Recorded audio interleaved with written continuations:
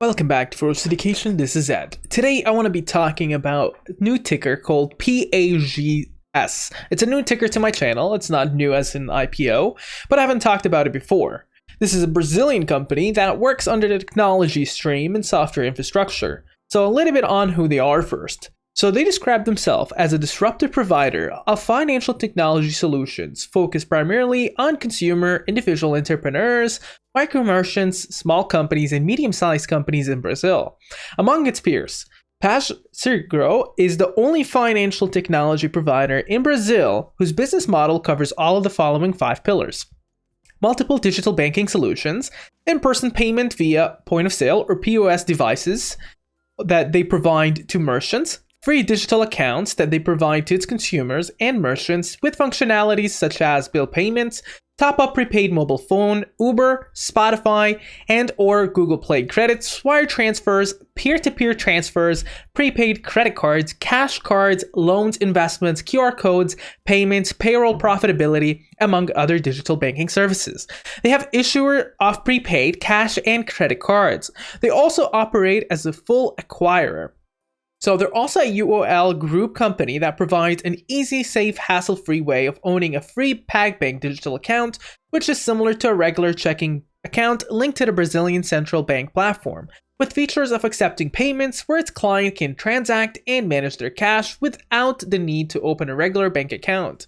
They also have end-to-end digital banking ecosystem to enable its customers to accept a wide range of online and in-person payment methods, including credit cards, debit cards, meal voucher cards, billiots, bank transfers, bank debit, and cash deposits. So their mission is to disrupt and democratize financial services in Brazil.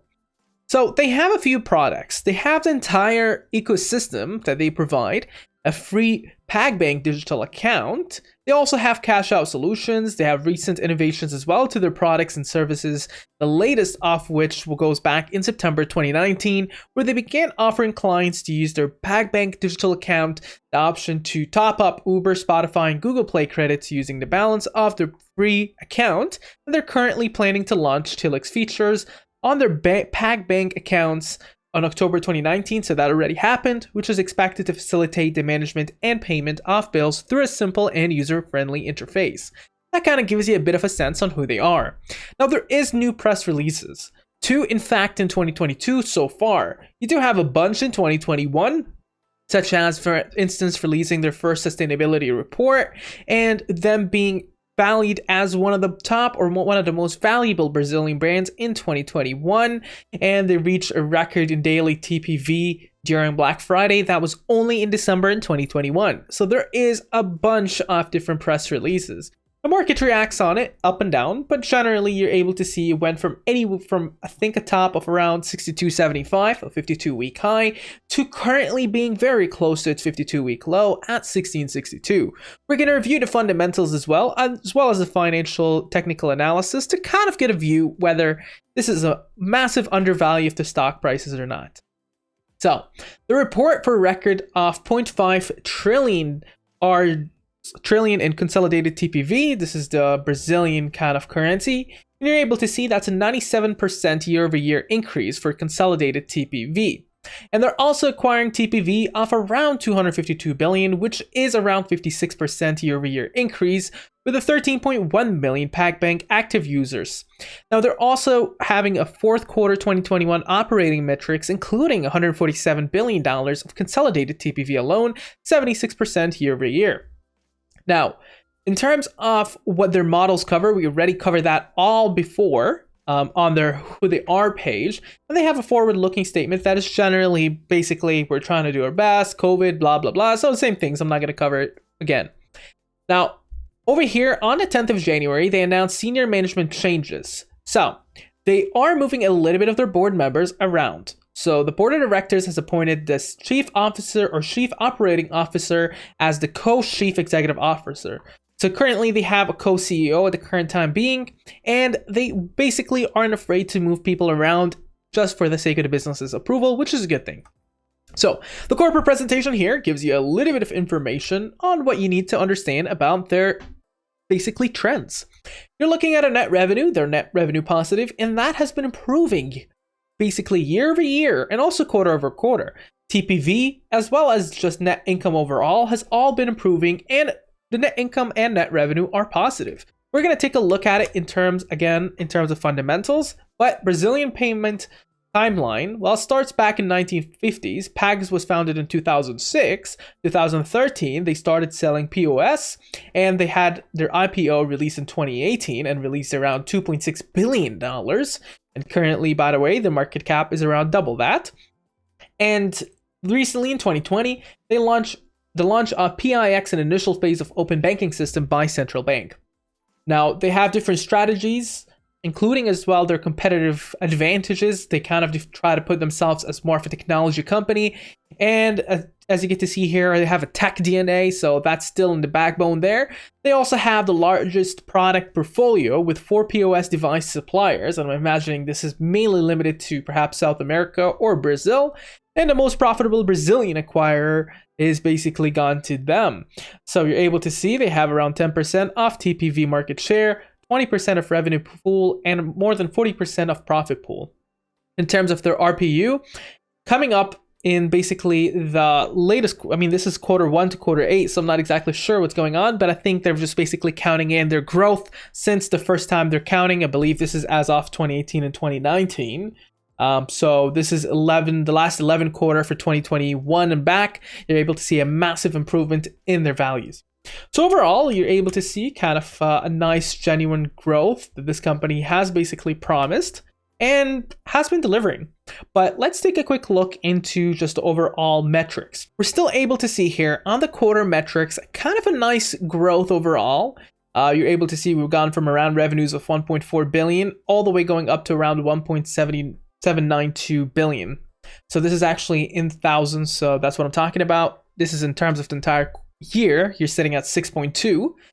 In terms of the net income, you're still seeing positive numbers. You're still very close into the normalized income, and EBI TDA, let's say, is around $2.7 billion. So still, fundamentally, this company is really good when it comes towards price over sales, 2.87, and the price over sales is 3.22 on TTM. Quarterly, 2.87 for price over book. So massively undervalued compared to the SP 500. Profitability is also positive.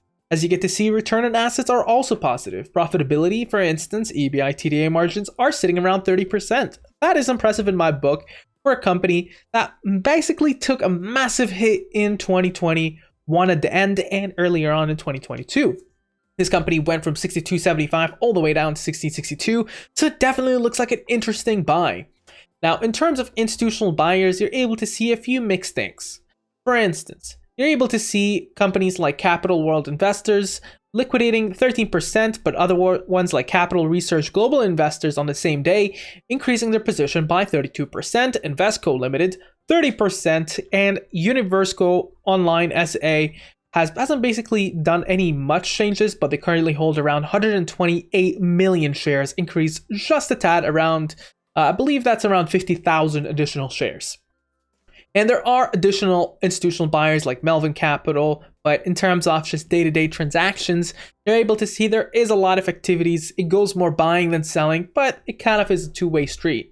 In terms of short selling, this company really doesn't have anything to worry about short volumes. The short volumes are very low, but the volumes of the stock being traded is generally low as the stock trades in double figures.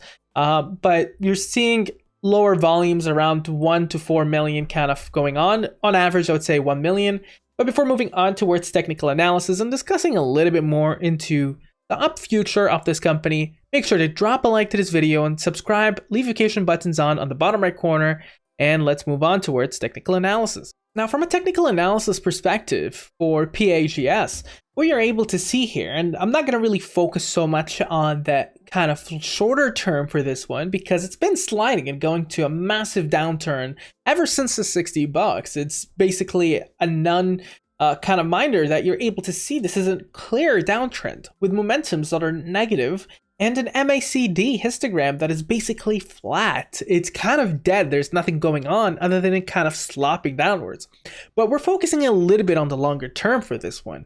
The William percent R here, which is very similar to the relative strength index, showcases that the stock is highly oversold. suggesting that there's more supply than there's demand at the current time being, and the average directional index kind of shows a negative downtrend at this point. Stochastic fast and stochastic slow, however, suggested this might be a good time to buy as it is nearing its bottom 52-week low.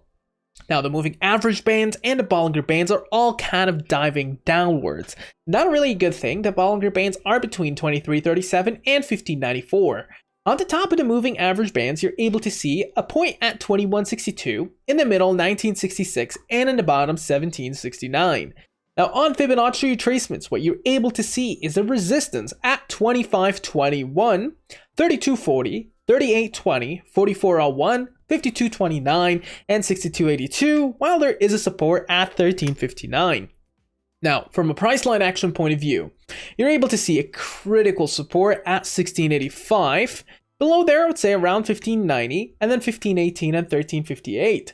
Resistances, 1805, going higher to 1908, and then higher to 2060, higher to 2243, and then 2418, higher to 2506. You get to see there is quite a good amount of resistances here. 2721, and then you go higher to 3319.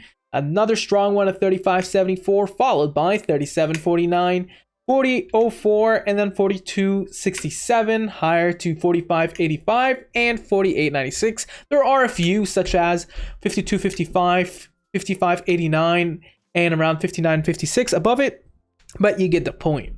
Now, this definitely has been a massive downtrend ever since October, and you get to see this massive channel that basically started, I would say, back in 8th of October and is still going underneath it. You would basically need to break the $27 mark in order to break out of this channel, and in the middle, it's around $21.49. But let's take a look into what analysts think. So 15 days ago, it got a reiterated price target of around $40 by the Dutch bank, and it's given a buy. 15 days ago, another one, HSBC, gave it a $23 price target and it was downgraded.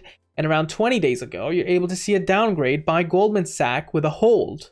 K-Bank gave it a downgrade last month with a hold. So average, currently, basically metric from analysts, is around 6 holds and 2 buys in the last 3 months, giving it an average of hold, an average price target of around $33, which is 93.1% upside. So it comes into what I think about this one. This is definitely an interesting find. In fact, I'm probably going to be naming this video as an undervalued stock overall. This stock, in terms of the metrics off the SP 500 and what I've seen before, seems to be overvalued. And it seems to be kind of one of the lowest it's been ever since inception. And the market cap has actually doubled since then, but you're able to see back in March 2020, it was around 1358. It's very close to that. And it seems every time it dips around this mark, and it's done it 3 times, including this time, it somehow finds back its beast and pops back up to multiple folds of where it is right now. So it is definitely an interesting find based on the metrics fundamentals, but what do you think is going to happen here? Make sure to down in the comments below and share, subscribe, and have a wonderful day. Now, if you're still here on this video, make sure to drop down below and join our Discord. We have a lot of different things going on, including, for instance, members that gives picks for free. It's not pump and dumps, we just things we think about, swings, etc. We also have really exciting bots. You can actually use those ones. For instance, we're just testing out this bot, for instance, that gives you Fibonacci resistance points, activities, etc. And we have a bunch of free things, totally free. We run on tips here, and you can ask me questions, suggest stocks, etc. It's a really nice community that has been growing up very fast at a very good rate, and it's totally free. If you would like to join that one, feel free to do so in the description below, and have a wonderful day.